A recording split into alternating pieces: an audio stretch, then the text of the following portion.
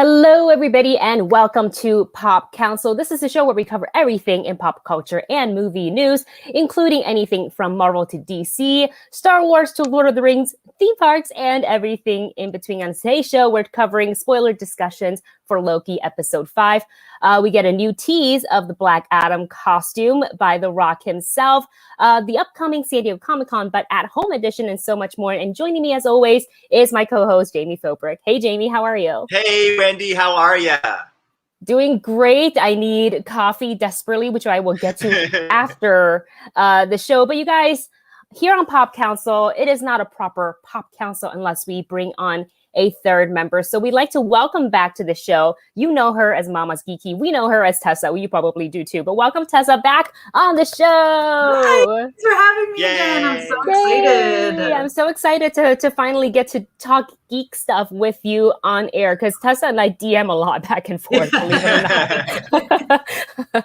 And so it's nice to finally kind of dig into it. Tessa, I wanted to ask you, because you're a host of our Tuesday show, The Long Box, with Jonita. What was the first comic book that really got you into like the whole geek world?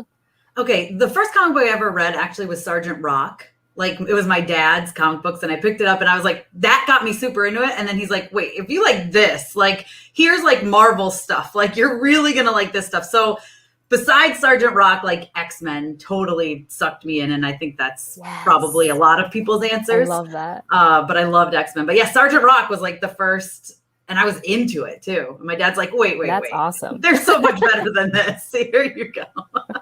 How exciting. And did you like kind of go down the route of collecting comic books, or were you one of those, like, I kind of did that. I don't like to admit it, but my mom wouldn't let me buy comic books, right? So I was a kind of like habit of like, okay, go and casually browse in a comic book shop and pick one that I can read majority of the way through before people are like, and you put it back because you're not allowed to buy and run out of the store looking really sheepish. I did both because I became like so sucked into everything, and I could only buy so much. So I would like have, the ones I would buy, but then I think because I bought stuff, they'd let me kind of like sit in the back and read as much as I could of the other ones. Don't be like me. Right. Well, I couldn't control the money, being spent on stuff when I was younger. But I think as soon as I was able to, I was like, I'm going to buy this and that. And then I very quickly ran out of room. I'm like, oh, this is why my mom didn't want me to do it. Yeah, I had, oh my goodness. When like in Virginia, before I had kids, my husband and I, super into comics. We literally had every single Marvel series being pulled into our pull box, and then like a few DC. And when we moved, we were like, I'm so sorry. I feel like we give you guys so much money. And like, they were like, we're sad to see you go. We're like, I'm sure you are. What about you, Jami? Were you also a collector of, I know you're an avid comic book reader. Yeah. I mean, my dad actually got my older cousins started on comic books. So both my dad and my older cousins, when I came into the picture, had all these comic books around. So I actually remember like some of the first covers. I remember a Justice League from the 70s where they were recruiting Black Lightning to join the team.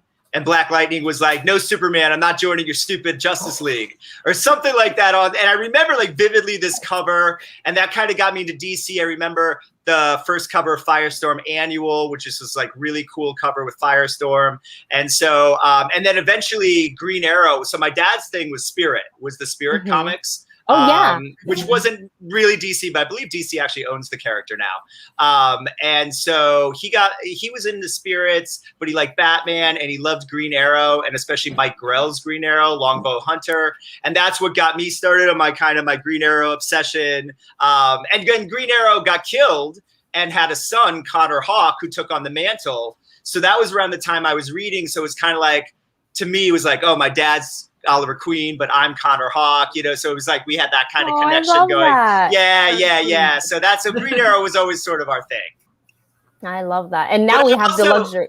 No, go ahead. I'm sorry, I cut you off. I was just gonna say, Tessa was talking about X-Men, and I remember like an oversized, giant-sized comic book. So it wasn't like the regular size; it was like a huge, like almost bigger than like a Rolling Stone magazine, and it was the Teen Titans. So it was like Wolfman Perez Teen Titans versus Claremont Byrne X-Men. So it was like a team up of the two, but it was like a giant oversized. And I remember buying it in like a gas station in New Hampshire when I was on vacation with my parents when I was a little kid. I was like, oh, can I get this? It was huge. And so I always remember that as one of the first, because it was like the two teams kind of coming together. So that got me excited about X-Men and kind of into the Marvel world. But, we always love Spider-Man and Hulk and all that stuff. Yeah, of course. Yeah. I think Spider-Man prominently was one of my first, I was like, what's that? For a girl who doesn't like spiders at all, I think it was an interesting pick for me from a young age. But I was like, this is so interesting. And Jami, I like that you talked about kind of your first experience with comic book and diving into, as we can see behind you, Green Arrow, DC, it's definitely your jam. So early this morning, we actually got to get a little sneak peek from no one but other than The Rock, Dwayne Johnson himself, teasing the Black Adam costume. This looks freaking amazing, and he shared it on his Instagram. He says, on set, Black Adam. The image of Black Adam from behind gives you a tactical sense of the absolute massive scale and size of our movie. You can also see the little intricate and beautiful texture details of Black Adam's bodysuit. And in parentheses, this is not your typical DC or Marvel padded muscle suit. And finally, you get a glimpse of the enormous and appropriate destruction. As we all know, superheroes have a code of justice and don't kill the bad guys, but Black Adam does. The hierarchy of power in the DC universe is changing. Anti-hero, man in black, protector of his people. Hashtag Black Adam. What do you guys think of this? We'll go to Tessa first. What did you think, initial reaction when you looked at this photo from Instagram? I just think it's so cool. And I love that it's not, like you said, the padded. I mean, you don't need it with him, obviously. So Can you imagine? He's extra muscle. So ridiculous. But I love it. And that it's black and white, so you don't get too much. And I just love how you get to see all the stuff in the background. You see the giant fan, I love the behind the scenes stuff. So for me, I focused on that. And then I'm like, oh yeah, the costume, we're seeing some of the costume here. And it's awesome. I can't wait to see what they do with it and what it looks like in color, even though it's going to be black. But you know what I mean. Right. I kind of do love that they showed it in black and white as well. And Jami, going to you, Dwayne Johnson has been very vocal about wanting to play Black Adam for a long time.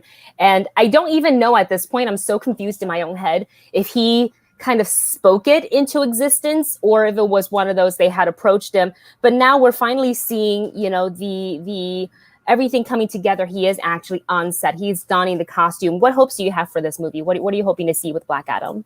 Well, I can actually speak to that question you just asked because I spoke to him when he was promoting Moana. And I had a long time with him. So I was able to talk to him about a lot of different subjects. And one that came up was that he was actually offered both roles, Shazam and Black Adam. And that he had the opportunity to choose with Warner Brothers which character he wanted to play, and that he decided Black Adam because of sort of the history with the character and all the different stories that I think is what this movie is going to be, like this sort of back history of the character. So that answers that a little bit. I think is that he chose Black Adam, but it's something that's obviously been. I think even maybe before the DCEU really was born, we knew that this was in the cards. I think the picture looks awesome. There was another photo he tweeted out or put on Instagram over the weekend where he had no shirt on and they were putting kind of things on him, like marks, mocap marks. And so I was starting to wonder, oh, is there no costume and it's going to be completely digital, like Green Lantern style? It's a la Ryan Reynolds. Yeah, I was a little worried. So this makes me feel better that there's actual costume.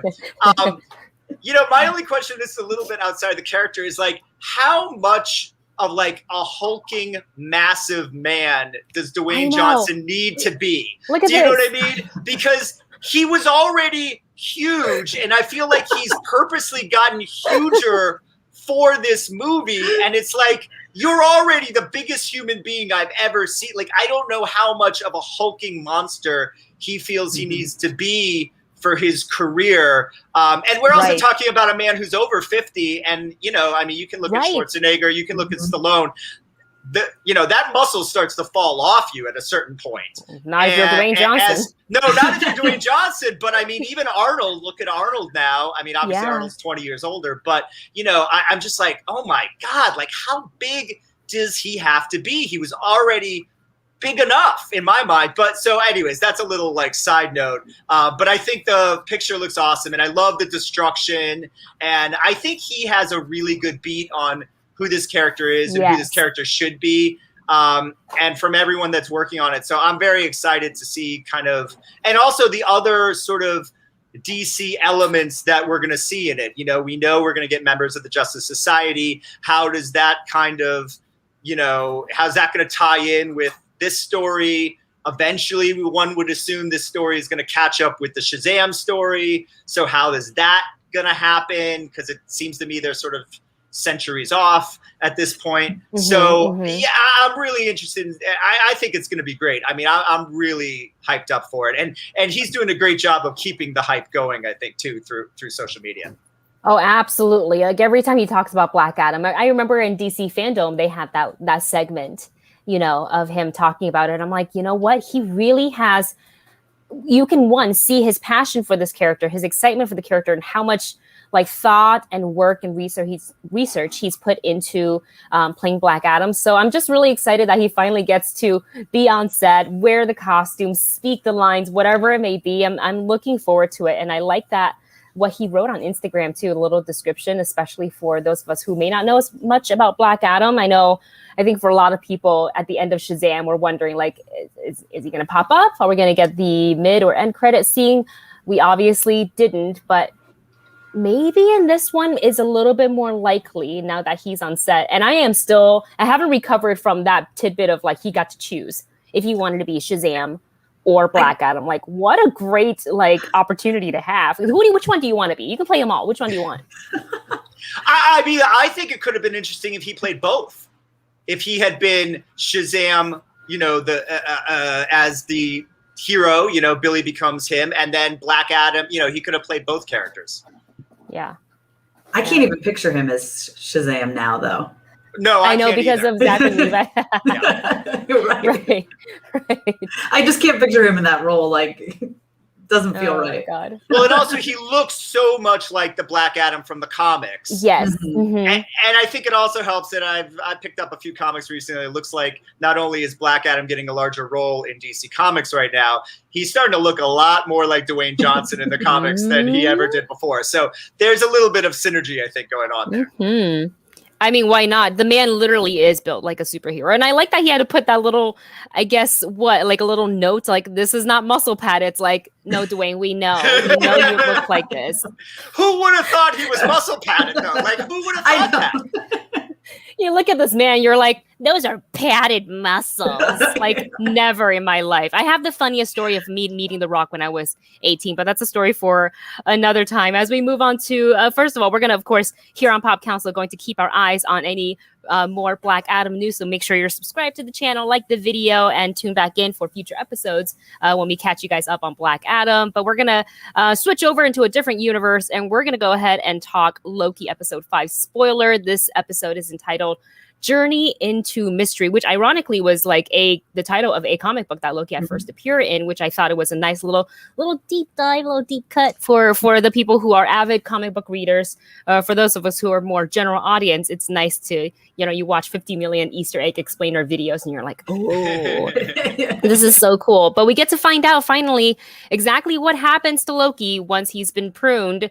We get to, of course, see Mobius again, because I know a lot of people. Tessa, I've seen your reaction. I was so nervous. I felt it when in episode 4, I was like, wait, hold up. Now, did they just get real like cutthroat and we just offed our 2 main characters? Luckily, they're not, gone. They're just in the void.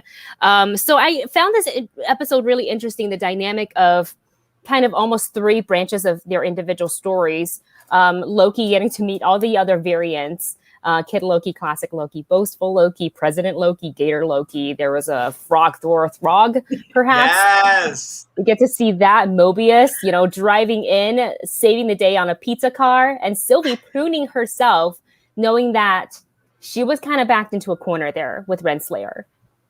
But finding out that tidbit of information, she trusted, though, I will say, as much doubt that she has and not trusting Renslayer, she trusted that when she said they didn't die, they're just somewhere else in the void, she actually trusted that and pruned herself. I think that's very, very courageous, because I guess for her, what did you guys think when she was backed into that corner? It was either get captured and who knows what happens, or take the chance and prune herself and see if she can find Loki. Like, if Tessa, if you were in Sylvie's shoe, would you have done the same thing? I don't know. That takes some guts. Like, Yeah. I expected her to do it because, like, she's strong. I would have been like, I don't think I could have done it. I don't think I could have. I know that's the right thing to do, but you don't know. This person captured you when you were a kid, pruned this person that you kind of love, that's also you, like right in front of you, you know? I mean, I don't know that I could completely trust her, but I mean, I guess what else was she going to do at that point?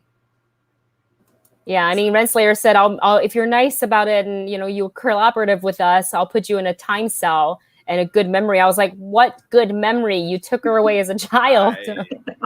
She even said that, right? Wasn't she like, I have one? Yeah, it's like, okay, you already robbed me of everything else. Sure, put me in a time loop, if you'll even actually do that. Jami, I want to go to you and kind of talk to you about how this series, specifically in this last episode, has really kind of shifting the way we view the MCU and the films. And I think a lot of people now are going back, watching the films.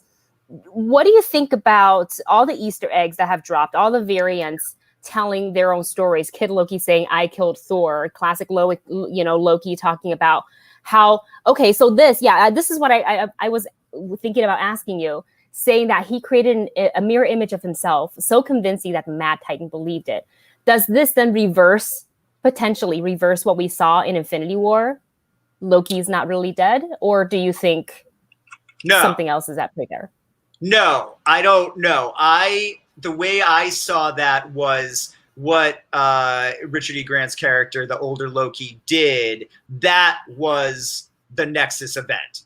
If he had just stayed, I think he explains it, if he had just stayed sort of hiding, the timekeepers wouldn't have interfered. But once he got lonely and wanted to, see if Thor had survived Endgame, that's when he caused the Nexus event. So I didn't read that as, our Loki could have survived or anything like that. I do see the Loki that we're following in this series as being kind of our main Loki. And what was interesting that I started to realize was like, the Loki that died in Endgame for us as an audience, one of the tricky things with the series was, that Loki had been redeemed. I actually just watched Ragnarok over the last couple of days, and you see how he had become this redeemed Loki, and then he dies. So when this series was starting, knowing that we were getting the Loki that failed to defeat the Battle of New York,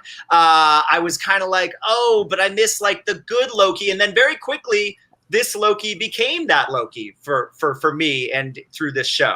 So I don't think that changes anything of what I think from the proper timeline, the way we've been explained.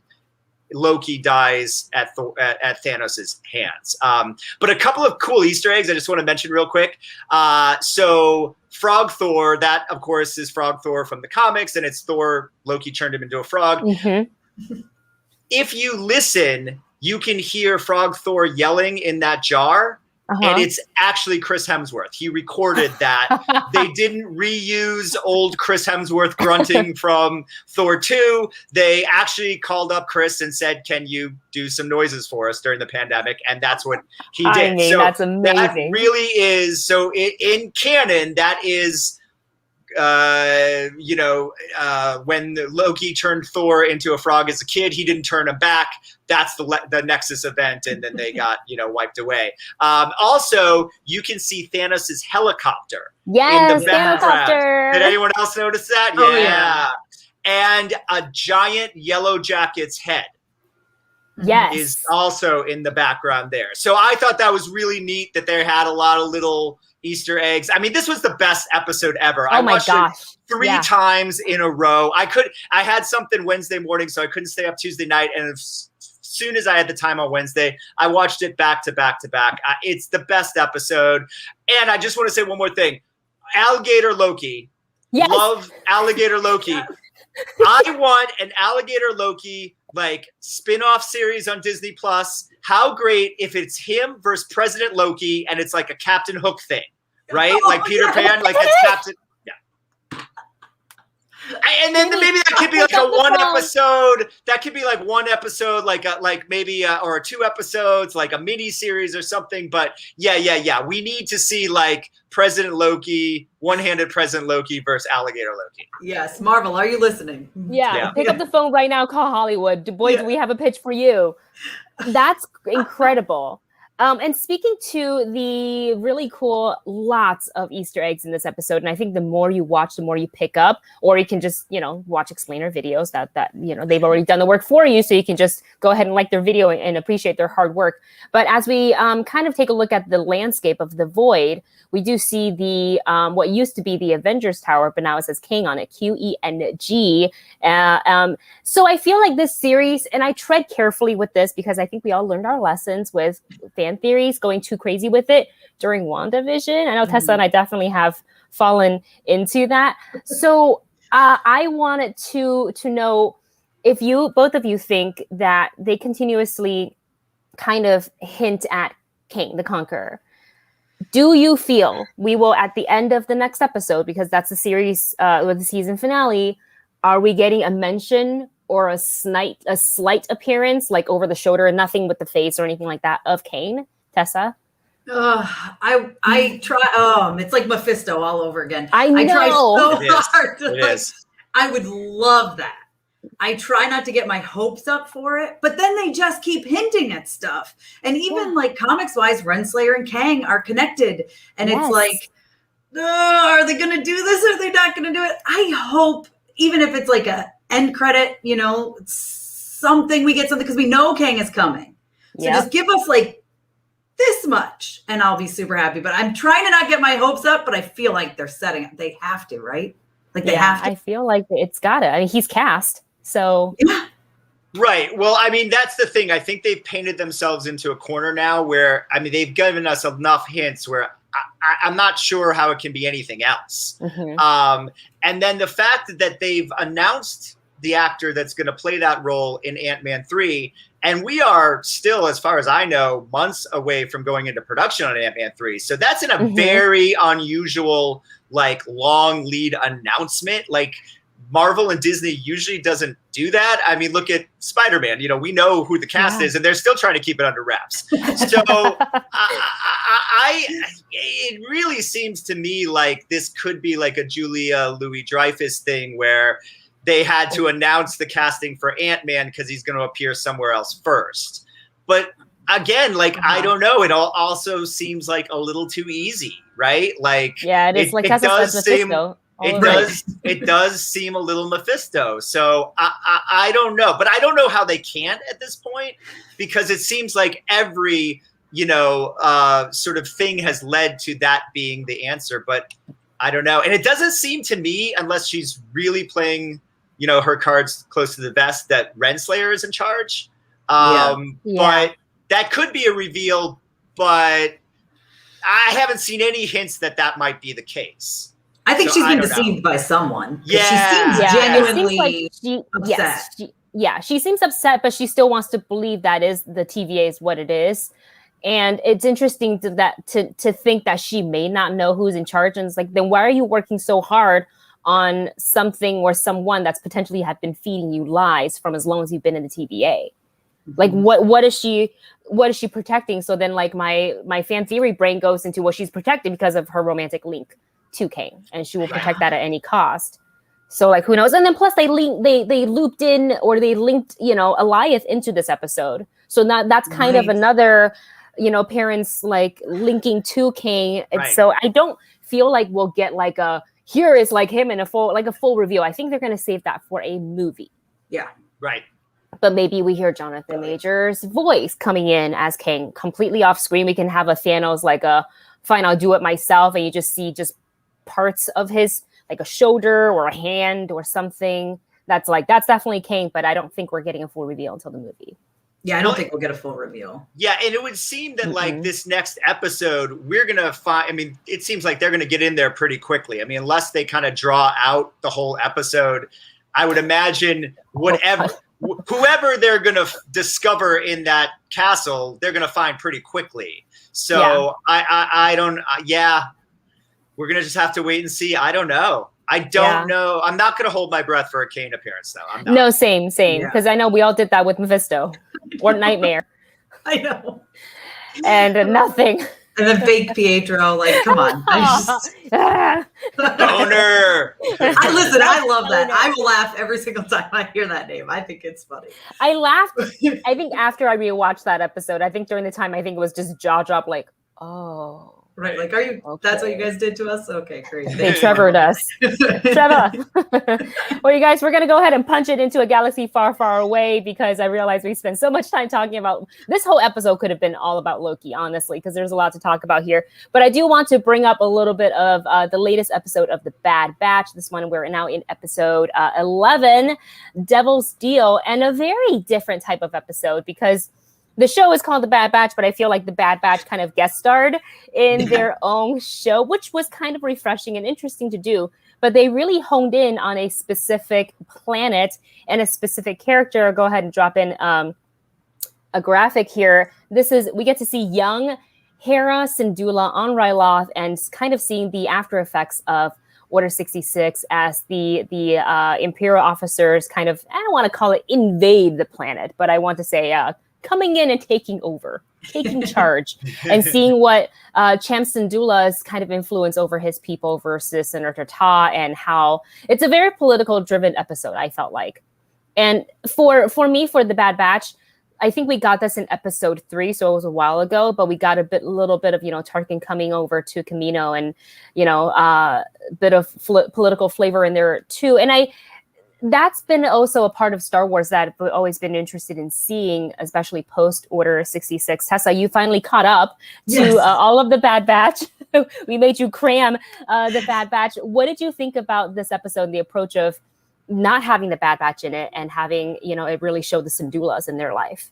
I liked it a lot. I thought, it's a little bit of a refreshing change. And I did like, obviously, The Bad Batch was in it. Because at first I was like, are they not even going to show up in this episode? Like, what's going to happen? But I love Chopper and Hera. So, of course, I'm super excited to see them and to really get that. But, yeah, it did get, like, a little political there, especially towards them when they're like, thanks for playing your role. And you shoot him. You're like, oh, and it got real dark. Yeah. And the way it ended, it sure seems like we're going to get more of Hera and Chop. Like, is the next one going to be the same sort of, here's the Bad Batch for 5 minutes, and then here's the rest of the story? I do wonder, and going over to Jami about that, I think this is going to be definitely a two-parter from what it sounds like. There's unfinished business there on the planet of Ryloth. So does Hera, seeing her, she is the only person that kind of got away, very quickly, motherly instinct kicked in, and she's like, go, get out of here, Chopper, get her out. Could potentially she be the only person that makes the call to, I guess, Sid maybe is the connective tissue there, to send the Bad Batch back, because they're in the vicinity. They haven't left that long ago to turn around and Bad Batch can come in swinging. And I think we're going to see in the next episode maybe how Hera, follows the path of her father, if you will, after that heartfelt conversation. So do you think that's something we'll see in the next episode, or do you think they're going to repeat this episode and have the Bad Batch guest star in their own show? No, I would think that the Bad Batch will become more of, we'll go back to the sort of the way it was, where they're the main focus. Obviously, there's a lot that they're sort of orchestrating. We saw Crosshair in this one, and so and I liked Hera and Omega kind of having a little connection there. I wouldn't be surprised if that's revisited again. The thing I wanted to say that I thought was really interesting, especially watching this episode and then kind of like computing in my head sort of the 10 episodes of the series up to this, is like they're really building the Filoni verse, right? I think we talk a lot about these characters that Lucas created, but Dave Filoni has really, the animation has really been his for the last 20 years. And so we've seen a lot of sort of throwbacks to Rebels and throwbacks to Clone Wars and it seems sort of like the greatest hits of Dave Filoni, and kind of getting a lot of that to, which it's not a bad thing by any means, but with the exception of Tarkin and I guess the idea of stormtroopers and the cloning creatures from episode 2, I think every character in this series that we've seen has been created by Filoni. I mean, even the Ming's character, Ming-Na's character, was created by him from Mandalorian. Like, they're all Filoni creations. So I what makes me think is that, like, we're really going past the Lucas created verse and really with these Disney Plus shows, you know, settling into the Filoniverse. And I like all those sort of elements that he's created to the Star Wars lore over the years kind of coming together in this one series. It's been really interesting. Yeah, I love that. And now that you've said it, you know, thinking back about even going into from animation to live action, you know, we were introduced, like you said, Fennec Shand in The Mandalorian, but now because her appearance, and I know timeline shifts a little bit, but her appearance in this episode, getting her to cross paths, was one of my favorite bounty hunters, Cad Bane, potentially could lead us to, gosh, fingers crossed, a live action Cad Bane. Just one episode, I think, because he's one of the coolest looking characters. I wouldn't be shocked if he ends up in Book of Boba Fett. Yeah, that feels like a good spot for him. Just right? Walking through Boba's palace. That makes the most sense. I mean, this gets off subject, but if Boba ends up taking over for the Hutts. Yeah. Now I'm going to be mad if it doesn't happen, and I'm blaming you, Jamie. So, Jamie, pick up the phone, call Hollywood. Send them this pitch as well. Someone's got to call me.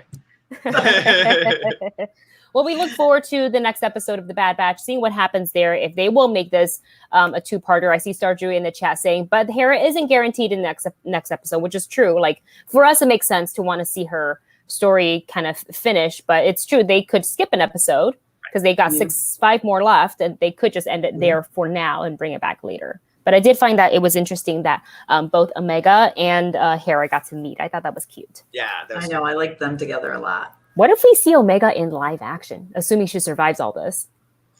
Well, we didn't get to talk about this a couple weeks ago, Wendy. I thought you brought it up. No, you? no. It was via text message. Yeah, we didn't get to talk about it on the show, but Tessa, since you just watched the last couple episodes, it's revealed, I think 2 episodes ago, that Omega is essentially Boba Fett's sister, that she's the other pure clone of Jango Fett. So that makes me think that Omega is extremely important to the Filoniverse and to the Disney Plus going forward with all of their Star Wars shows. Yeah. I would, you don't drop that in the animated and not have Omega show up in Mandalorian, or certainly again in Book of Boba Fett. So I think Omega is going to be extremely, like it or not, extremely important to the Disney Plus Star Wars universe going forward. Yeah. Oh, now I want that too. I know. She's really grown on me. In the beginning, I was like, oh, I don't know how, because it's kind of awkward, the kid who's so intelligent but has literally never set foot off of Camino, and now you're like thrusting your, like, go on your journey but with a bunch of soldiers and put you in the crossfires, like, it's shocking. And then seeing the Bad Batch, kind of like, you can't talk to her like a soldier. She's literally a kid. Right. She's a little girl. I know. But she's learning very quickly. She's now self-reliant. She can take care of herself, gets herself out of situations, self-rescuing, which is amazing. I think, and I don't remember, Jamie, if this was like a conversation you and I had off camera, or if it was something I read somewhere else. I don't remember because quarantine brain, but somewhere somebody speculated that could potentially Omega, because of the Mandalorian like genes and bloodline, be the armorer that we saw in the Bad Batch. In the Mandalorian. Oh. Because the age, which she never shows her face, the voice doesn't quite match. Yeah. But she's also much older. I don't know. Yeah, well, and there is sort of between the Bad Batch timeline and the Mandalorian timeline, 15 or 20 years, we would think, right? Yeah, it's got to be about that. It's possible. That'd be interesting. She unmasks herself and it's the short blonde hair. And, right. Oh, that would be cool. I flip out. I'm sorry to put all of this into you guys' brain. Now you want it. We should just all make tinfoil hats and put them on when we talk about these things. Well, we got way more to talk about and speculate as well. We've got a couple of two really cool trailers. One of them, we're so excited about this, the What If trailer. So this is an upcoming animated anthology series for Disney Plus. This is based on the Marvel comic series of the same name, and this series will explore what would happen if major moments from the film in the MCU occurred differently. I think collectively all of us lost our minds when we saw this trailer. There's a lot that happens, also seeing some of the actors coming back to voice their roles, specifically notably Chadwick Boseman performing once again for the last time as T'Challa. So when I don't know about you guys, but when I heard, it tugged on the heartstring real bad, where I was like, is that Chadwick? Yeah. Tessa, your initial reaction from seeing the What If trailer? I freaked out. I mean, I watched it the first time, did my reaction video. And then I'm like, I have to go like shot for shot because there's so much in there. I missed like Scarlet Witch the first watch through because she's so quick. And I'm pretty sure that was her. You have to go through and look at it all. And it's like, oh my gosh, I'm just so excited because they can literally do whatever they want. Not only because it's animated and it's what if. So like, it's like infinite possibilities plus the zombies. I'm a huge fan of the Marvel Zombie series. Yes. So I was like, yes, for Marvel Zombies. I just can't wait to see this all come together. And I guess I really didn't realize it was like mid-August. Like it's soon. Yeah. It's like after Loki. A month. Yeah. Which is great for us. Like I'm just so excited. Just give me all the comic book contents.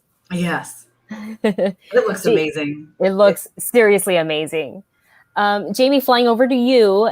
We know that we're exploring all different types of stories. And as Tessa mentioned, there's zombies, there is Killmonger, there is T'Challa as Star-Lord, there is Captain Carter.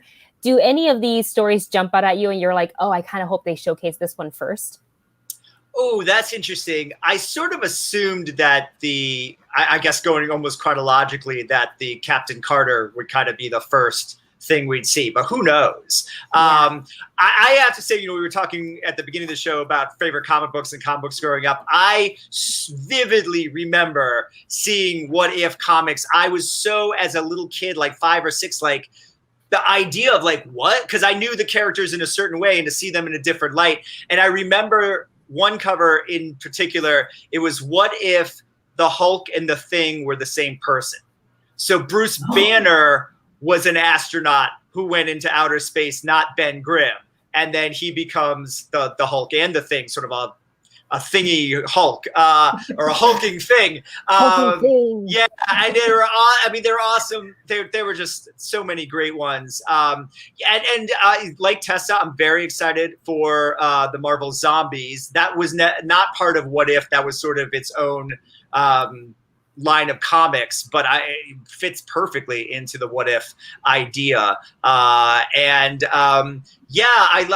one thing is I didn't realize that I am a little disappointed I found out with this trailer, because I knew almost all of our actors were coming back to voice their characters.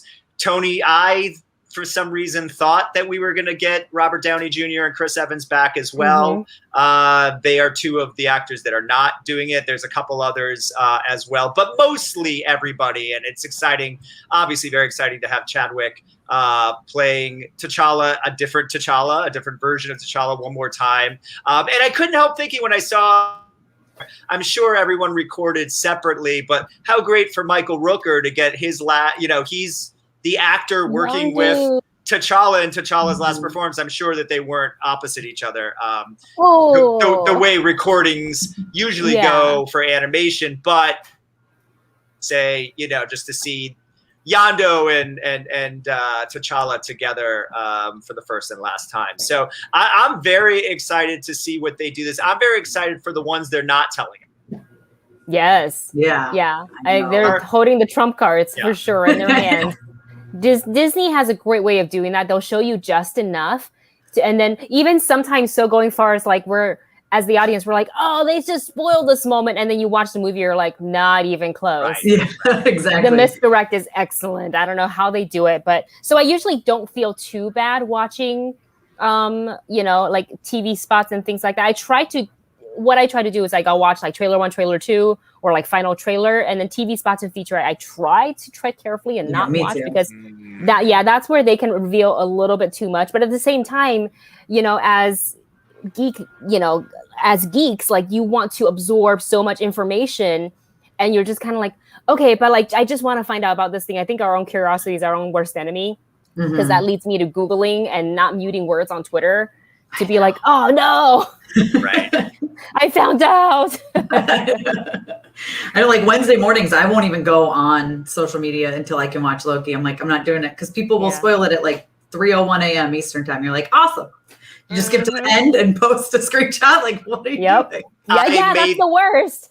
I made that mistake this past week. I looked at because I knew I couldn't watch it till Wednesday morning. I looked at Facebook before I pushed play. It said something about Frog Thor. I said, "Oh no!" Even though it was a quick thing, it still would have been cool to see. It just mentioned, exactly. Yeah. But that wasn't a huge spoiler. But yeah.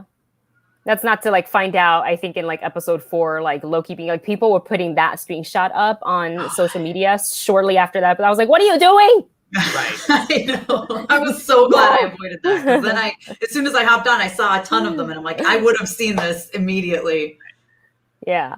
Well, we're very excited for the What If series to come out, and if you guys are, make sure you're tuned in to Pop Council every Monday morning. And Jami and I and our honorary member, Pop Council member, will definitely be diving into the episodes. But this is not the only trailer that dropped. We got another one. Now, this is not within the superhero verse, but we are talking Encanto, and this is from Walt Disney Animation. It is based in Colombia, as you can tell by like the textures. You guys, this is like one of the most colorful trailers I've seen in a long time. Just look at this house. Look at Maribel. She is the only person in her family without magic, which I found to be an interesting premise for this trailer. But this trailer definitely had me. As soon as I turned it on, I was like, oh, I'm doing the little shoulder dance.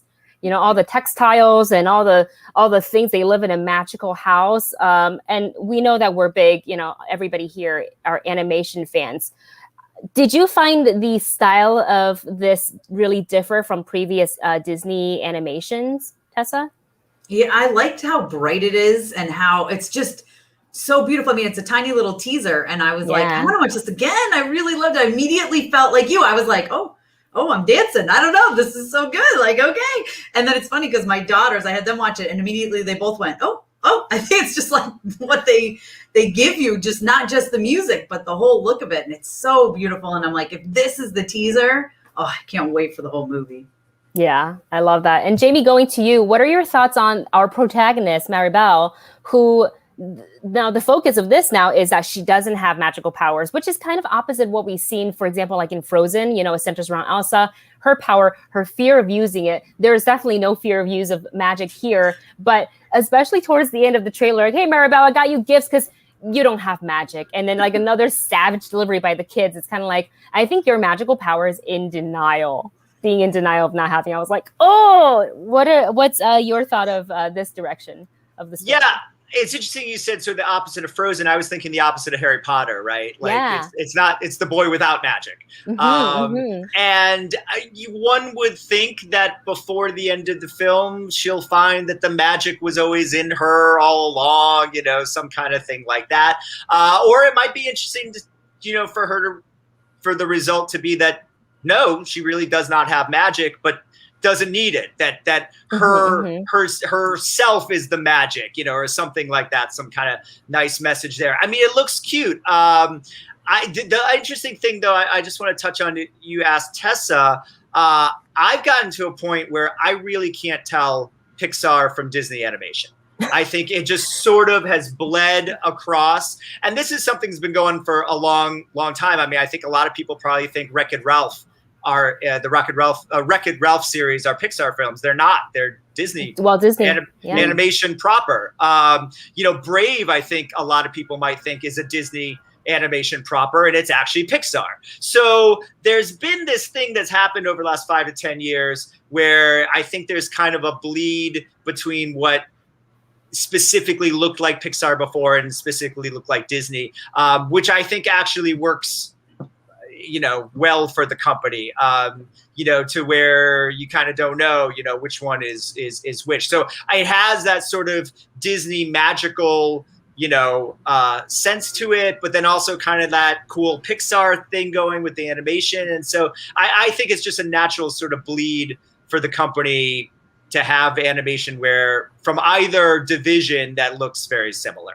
Yeah, I kind of like that too, because I feel like for some people, like you said, it kind of blends, like they confuse what is Pixar versus what is Disney. Disney animation has just really like continuously leveled up, you know, from when we saw Frozen to Frozen 2 to even, I think Moana is also a Walt Disney animation, and I don't think that one's Pixar. I'm not sure. I'm pretty sure. I think it's Pixar, but I have a cool art. It's in my office, but it has like all the Disney animation. Or then maybe it came. So I believe she is on that poster. I'll check afterwards. It's hard to remember. It gets confusing. Yeah. It's like hard to remember. I mean, there was a time where you knew, okay, Toy Story is Pixar, and you know, Snow White is over here, and right. Because of the 2D hand-drawn stuff, but now everything is kind of more 3D. Yeah. It does make it a little bit like, well, which one's what? Like, and also before Frozen 2, I will say, like, I know I'm sitting in a Pixar film when I'm boohooing 10 minutes into the film. Like, that's Pixar movies always do that to me. I cry super hard. But Frozen 2, when she sang, not Into the Unknown, but when she went into the ice cave and like found out her truth. Show yourself. Oh my God, I boohooed for the rest of the movie. I was like, what is this? It's not even Pixar. I lost it. It was such a great film. But nonetheless, we look forward to this. We also have Lin-Manuel Miranda doing the music for this movie. So I can't wait for Encanto. I think it looks super fantastic. I just know, I feel sorry for the person who has to sit next to me, which is going to be my husband, because I'll do this. I feel sorry for the person sitting behind you. If you're doing that. Right. Yeah. Oh, yeah. I'll try to contain myself. No caffeine that day. I'll just let the music, give me energy instead. We're running a little short on time. We still have a couple of topics that we want to get to. Specifically, we want to actually dive into a review of Black Widow. This came out this past weekend, and you guys, it is crushing the box office here. This film made more than $60 million on the Disney Plus Premier Access during the opening weekend, and I want to say that contributes to its global $218.8 million hybrid streaming / box office debut, and I believe this makes it the highest box office during the pandemic, which is a great feat in itself. And I think it also shows how much us movie lovers missed being in theaters. So now that everybody has seen the film, I think we can talk about a little bit more in depth. We've been kind of careful in the previous couple of episodes to be like not diving into spoilers. But Tessa, going to you, your overall thoughts on Black Widow. I really enjoyed it. And the more I watch it, the more I like it too. Like at the beginning, there was certain things I loved and then certain things that annoyed me. The more I watch it and the more I talk to others who have watched it, the more I'm like, okay, I'm okay with that. Like Taskmaster made me really mad as a fan of the comics. Yes. Yeah. Not even so we're much. The same. Okay. Right. Well, I was like, okay, fine. It wasn't Tony Masters. Like, okay. But the way it ended was like, so is that it for Taskmaster? Because I was excited. Here comes Taskmaster. It's going to team up. Like, we're going to get Thunderbolts. We're going to get Dark Avengers. And then you're like, oh. But I was talking to someone yesterday, actually, one of my friends, and said, listen, when S.H.I.E.L.D. is coming in, the Taskmaster helmet is left on the ground there alone. They could easily pick it up. There could be a new Taskmaster. And I'm like, okay, well, now I'm not as upset about it. Like, I kind of like that. And also, Tony Masters was an agent of S.H.I.E.L.D. We could end up getting Tony Masters. So they're getting like the tech and whatever the heck inside. They're studying some of the remnants of, Tessa, I like that. So now I'm like, okay, so I like that, right? So things that annoyed me kind of fell less and less. Like, I felt like Natasha was sidelined quite a bit in this. I feel like this is more set up for Yelena, which I'm okay with. But I wanted a nice goodbye to Nat. But the more I watch it, I'm like, she does have some pretty awesome moments in here. I mean, Sever the Nerve is one of the best parts, I think, of it. It's gross. And then the pushing it back in was even worse. That just shows to her, her character, though. Like, that's she's trained to do it. And it's like, we finished the job at whatever cost it may be, which led to kind of her having red on her ledger in the first place. But this was a different thing. This was to, like, defeat the guy that ruined her childhood. And it's behind, the Widow's program in the bedroom. Mm-hmm. And did you guys see that? And I didn't even know that in Age of Ultron, Loki mentions his daughter. Yeah, I didn't notice that until after the film. I was like, wait, hold up. Yeah. So then I was like, okay, I am okay with this. So I liked it. I feel like this film changes the way now I got to go back and rewatch Avengers and all the other films that Natasha has been in, just to see what little things that that can also tie it in a little bit more. Jami, going to you, your thoughts on Black Widow. Yeah, I mean, I said last week I liked it. I liked it a lot. I don't think it's the best MCU movie, but the bar is pretty high at this point. It's certainly not the worst. I would put it kind of in the middle. Actually, the qualification with it that they've been saying with the box office this weekend is it's the highest grossing solo MCU movie after Black Panther and Captain Marvel. And I would kind of put it in there. I mean, if I'm grading the solo movies, I think Black Panther and Captain Marvel, and then you're probably gonna go with Black Widow, Ant-Man, and then we kind of go down the list, down Doctor Strange, boom, boom, boom, boom, boom, Incredible Hulk. So, and I actually would put this above Homecoming, not Far From Home, but I think maybe above Homecoming. Homecoming doesn't last in repeat viewings for me as much as others do. I see. I think I liked it more in the first viewing than in repeat viewings. I could see myself liking this a lot in repeat viewings. I will address the Taskmaster. I wasn't expecting too much from Taskmaster in this film because they had sort of downplayed the character's involvement in a lot of the trailers and all that stuff. I kind of thought we were going with a Trevor Slattery sort of fake out, which is exactly what it was. I'd say it was almost more like Ghost's character, how they changed that in Ant-Man the Wasp, but it is a bit of a Slattery for sure. And I agree with Tessa. I think the door is open to the real Taskmaster at some point. I thought it was interesting the way they tied it into Natasha's backstory, but at the same time, I just think the actual character of the Taskmaster could have had a lot of more weight and gravity in this film than the direction they chose to go. As far as the criticism about being too little too late and not really being the star of the film, I agree a little bit, not that too little, but some ways too late. I think if we didn't know the ending of Endgame, I think the weight and gravity of this movie would have been higher. Now, there are probably going to be people, believe it or not, who see Black Widow who didn't see Endgame that don't know. So it'll still work. I want to be one of those people. I know.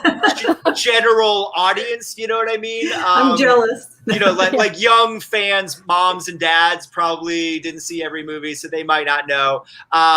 So that, in that sense, I think that I think that would have worked better. But as far as it being a story for Yelena and for David Harbour's character, I mean, to me, they kind of stole the show. I loved their stuff. And then the other criticism I've heard is that this is just an advertisement for Disney Plus. I don't have a problem with that.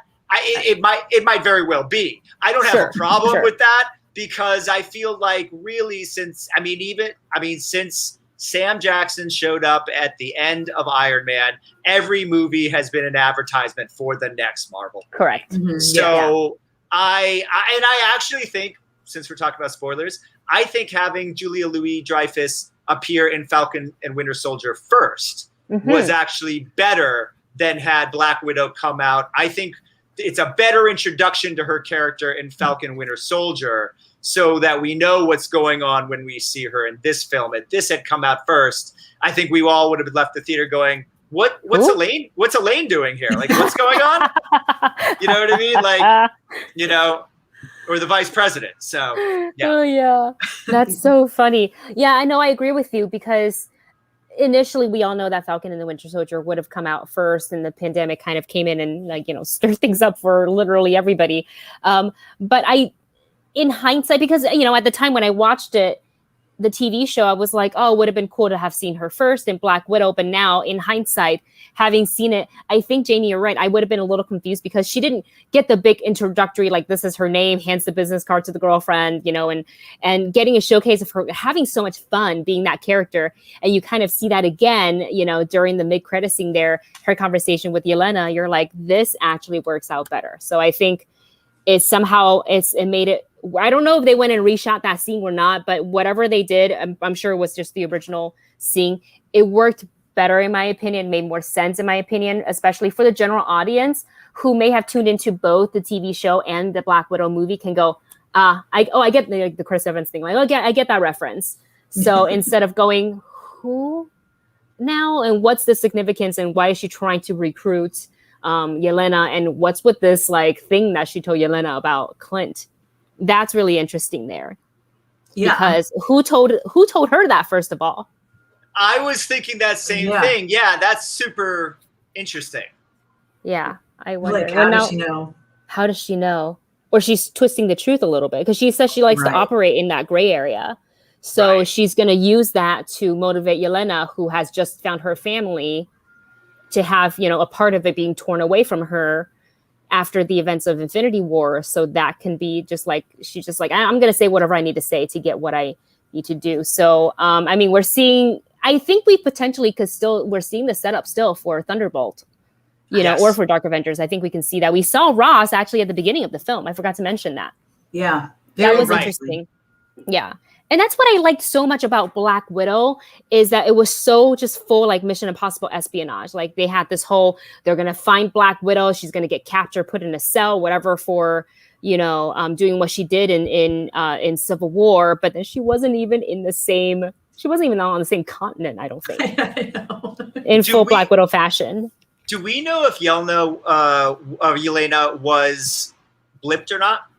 So I just had this conversation with people yesterday on my channel, and we can't, though it's so hard to figure it out because Nat in Endgame is like, I don't have any family. And you would think it gives a more heaviness, right, to her sacrifice there. But at the same time, it sure sounds like she's been working with Val for like quite a while. She's like, here's your next target. Right. So how much later is that? I can see it going either way. Although I kind of think if she got blipped, I think that would make a lot. I mean, Nat's going to do it anyway, but I think it gives another level to it, right? Yeah, I feel like she had to be blipped. Yeah. Yeah, for her to say, I have no family left. And she's like, I literally have nothing to lose. But Clint, you have literally a family. Yeah. So like, let me go and do which I rewatched that scene last night and cried all over again, like in my bed. I'm like, just ugly crying. Yeah, for sure. Well, you guys, we're all out of time for today's episode, but I want to thank our panelists for such an awesome discussion. Tessa, thank you so much for coming back on the show. We love having you here. Where can everyone find you on social to continue this conversation with you? Yeah, I'm just at Mama's Geeky everywhere. That's MAMASGEEKY. I know there's a lot of ways to spell mama, so I always spell it out. And I'm everywhere, YouTube, Twitter. I have a TikTok, but I don't use it. Sorry, I can't figure it out yet. And then even Facebook, everywhere is just Mama's Geeky. Yeah. And Jami, where can everyone find you on social? Oh, you can find me on Twitter and Instagram at Philbrick or Facebook at my name, Jami Philbrick. Amazing. And you can find me everywhere, Twitter, Instagram, also TikTok, but I don't TikTok. I just watch TikTok. Just my name, Wendy Lee Szany, which is right over here. You guys don't forget to subscribe to the HCA Network channel because we have so many shows every single day of the week, including The Lone Box with Tessa and Jonita. That's Tuesdays at 11 a.m. Eastern Time and 8 a.m. PT. That's on Tuesdays. We have Horrifically Horrifying on Wednesdays at 11 with Heather Wixon and Kevin Taft. What's a Stream on Thursdays at 11, hosted by Morgan Rojas. And of course, every Friday, What's Trending in Hollywood by the one and only Scott Menzel. Thank you all so much for tuning in. Don't forget to thumbs up this video to get us more traction here on YouTube. And we will see you all next time. Bye, everyone. Stay Bye.